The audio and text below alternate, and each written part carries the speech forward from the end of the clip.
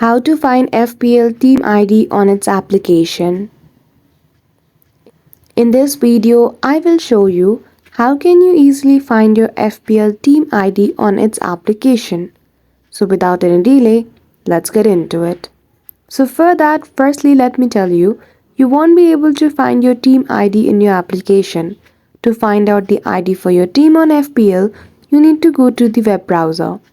Simply go to any of the web browser on your device and log in with your account details on FPL website. Once you do, in the home page, you will see the option of pick a team. Simply click on it and go to game week history.